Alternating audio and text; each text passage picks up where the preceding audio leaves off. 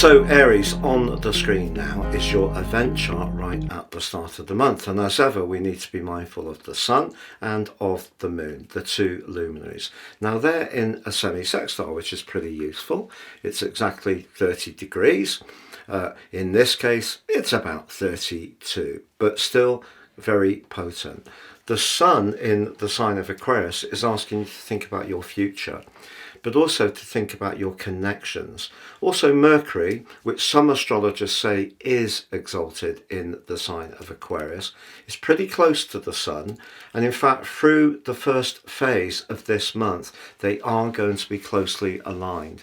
We're going to have a cazimi, which occurs on the 9th. So thinking clearly about our future is a big part of what we're being urged to do. Also the planet of optimism, Jupiter, which has been going backwards since October, that goes direct in a very chatty part of your horoscope and is forging a sensational angle to the sun as February begins. But it is in a right angle to the moon.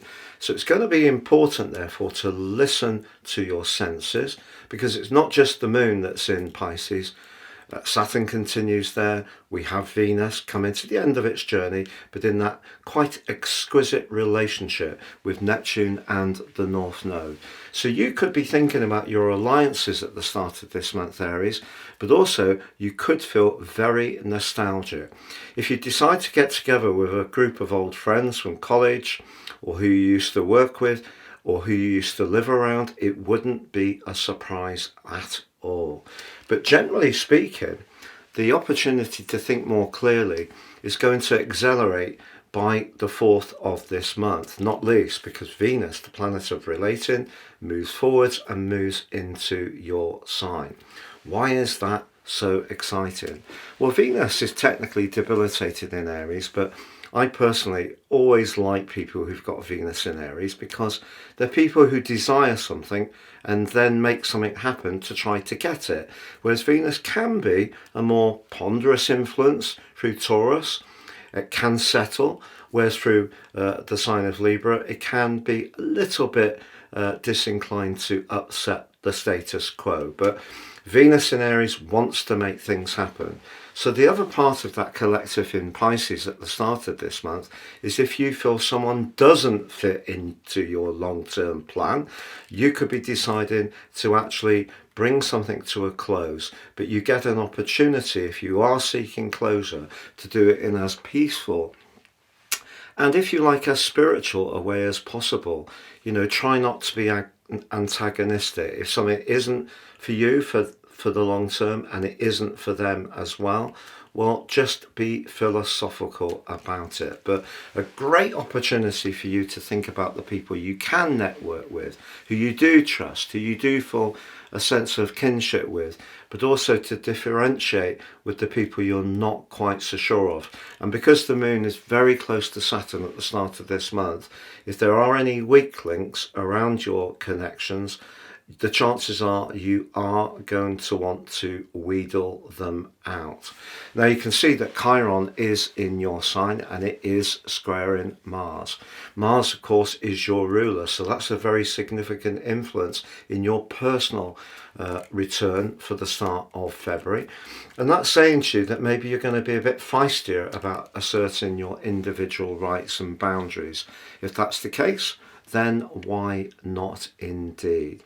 But in week 2, we do have the full moon, and the full moon is in Leo, your sister fire sign, but it does forge, along with the sun, a T-square to the disruptive energies of Uranus. But there's an interesting thing about Uranus at the start of this month, because at the start of January, it's squared up with Venus. At the start of February, they're in a very good alliance. If there's someone you can network with, or you feel a hunch towards perhaps collaborating with, that could turn out to be beneficial for you. But by the time of the full moon, you may find yourself having to make some key decisions. You can't keep all of the people happy all of the time, Aries. That's what that full moon is telling you. It's telling you to be in touch with your values. That will guide you towards who you should be spending time with, romantically or in terms of your social situation. But by the 18th, the sun does move out of Aquarius and dives deep into the sign of Pisces, because Pisces is the 12th zodiac sign, and because we also have Mercury having moved into that area on the 14th, Mercury is detrimented in Pisces, and so very important, particularly from the 23rd to the 27th, there may be something that gets revealed as Mercury aligns with Saturn that could be something of an uncomfortable truth. 12th house energy is sometimes the part of life that we're not so keen to look at. Can be our insecurities, our vulnerabilities, but it also can, in traditional astrology, be those so-called secret enemies. So whether it's professionally or whether it is in terms of that circle of friends, that I feel right from the start of this month, you are being asked to think very carefully about who's worthy of you and who you want to be with. That is a theme for the whole month.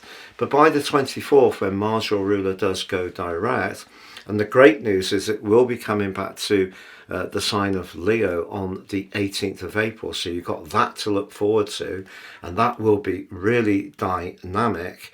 But that's going to take a little bit of the pressure off. And also the new moon, which occurs on the 28th in the sign of Pisces, is forging a square to the ruler of that sign, traditionally Jupiter. And I think all of that really is saying to you, particularly in the last 2 days, with the sun squaring up to Jupiter as February comes to a close, that when it comes to the psychological part of your situation and your communications, it's important to just be a little bit more guarded. You have a reputation of being a very galvanizing force, an exciting person to be around. But this is one of those months which is asking you to be selective and perhaps also sift out of your situation who is no longer worthy of you. But if you want to embrace healing, the spiritual domain in a much greater way, or spend time with people that are very sincere and have some kind of empathy or connection with you that you can just instinctively feel, that's going to be a great decision. Have a great month in February, Aries. And if you've yet to watch your year 2025 deep dive video forecast, please see the link below for more. Discover your personal natal horoscope for absolutely free, including the big three of the ascendant, sun and the moon, and the houses they're located in, as well as all the other planetary positions, by downloading your chart by clicking the link underneath this video.